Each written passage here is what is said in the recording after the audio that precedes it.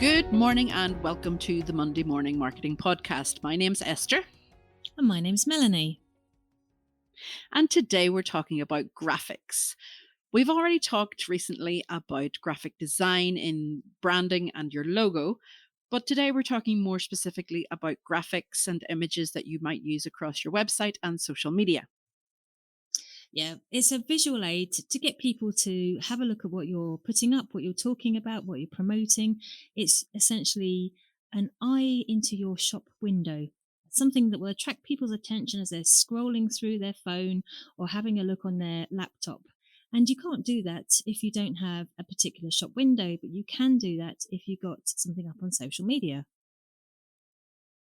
Absolutely. But what is important is that you use the correct graphic with what you're talking about. There's nothing worse than reading down through your feed, scrolling down through your wall, whether it's Twitter, Facebook, Instagram, wherever you are, and somebody's talking about a skirt and there's a picture of a dog. Where do you get that from?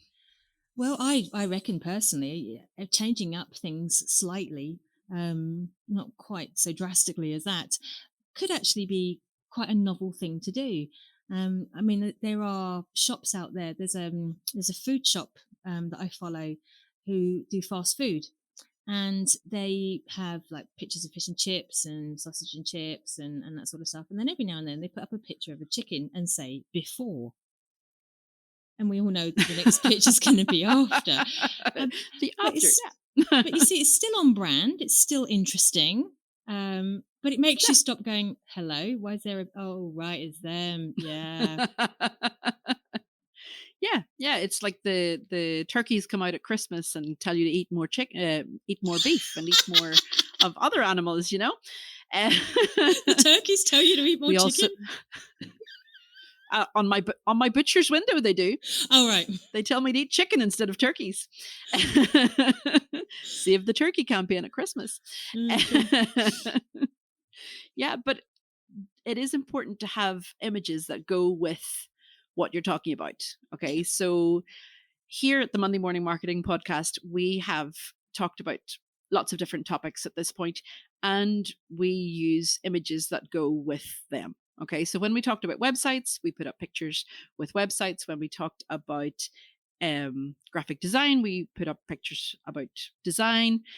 When we talk about anything, we put up images that relate to the topic, which makes sense. I mean, a picture paints 1,000 words. Absolutely. And these days, it's not just pictures that you can use effectively on social media and on your website, but also GIFs, videos, vlogs, things like that. Everything that moves and, that draws your attention is good for your brand as well. Now, one of the things that we notice with a lot of companies is that they don't get the sizing right when it comes to their images. So as we know, there are all these different platforms. So we know that there's Instagram and Facebook and Pinterest and Twitter and LinkedIn and your blog and your website and your email marketing, and they all require images. What we don't realize sometimes is that they all require different sizes of images.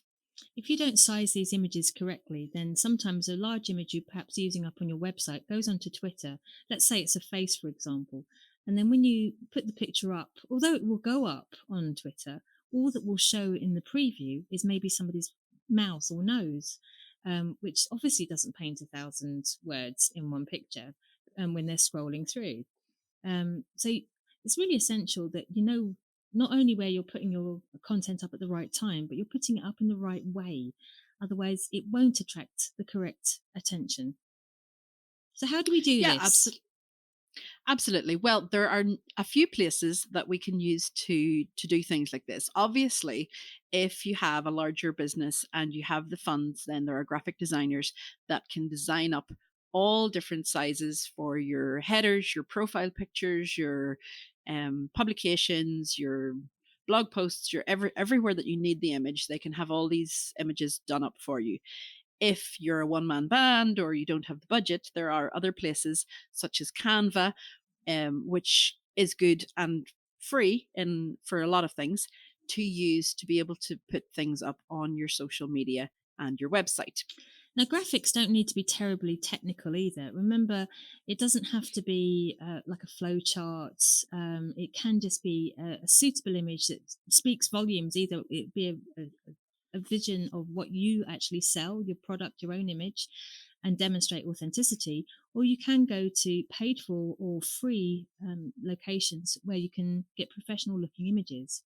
Now, I know a lot of people prefer to use businesses like iStock, because they're expensive. There's less chance of these images being used by lots of other people, and I will be honest with you, they're just as good quality as some of the free ones I like, and they're not as widely used.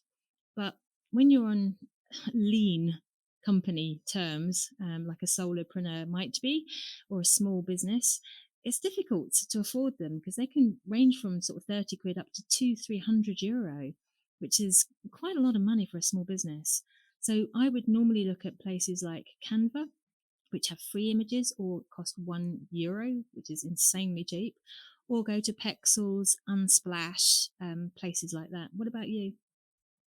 Yeah, there's also places like Pixabay, Free Pix that are also free. There's loads. There's lots and lots of websites that have free, royalty free as well, Yeah. images. It's important that you don't use images directly from Google that could be could have their royalties, and you might get a large fine for using those. And we at IPA Group, we pay for Storyblocks, which is a paid for platform with thousands of images. And like Melanie says, they're not as widely used as other Like places. Pexels, that is And widely used, in fairness. yeah, Pexels is widely used. And if you're going to be using those images for your SEO, for your blog posts, for example, it will affect your SEO that it has been used in lots and lots of other places. So when it comes to that, make sure that your alt tags and your metadata is changed, and the correct name for your blog post is added to that image. We'll discuss SEO in detail at a different time.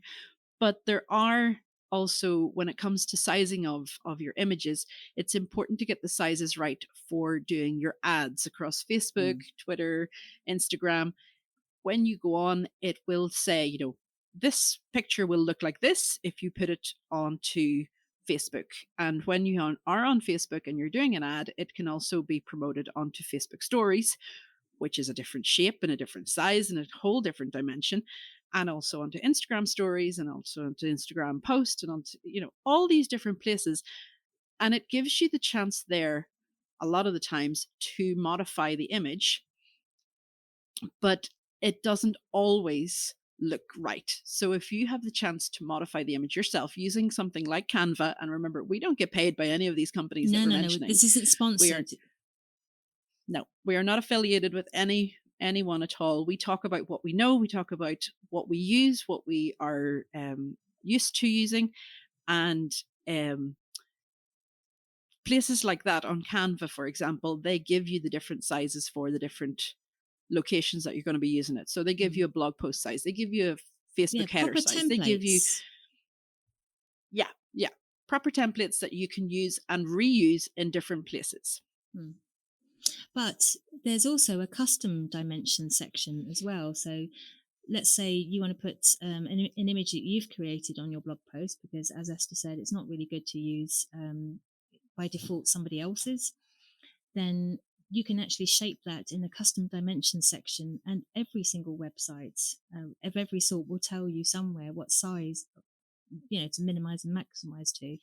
And this is a fantastic facility, but you don't have to go for the free version either. You can also go for the professional version, which gives you a wider range of fonts and a wider range of colors. You can add your own brand colors.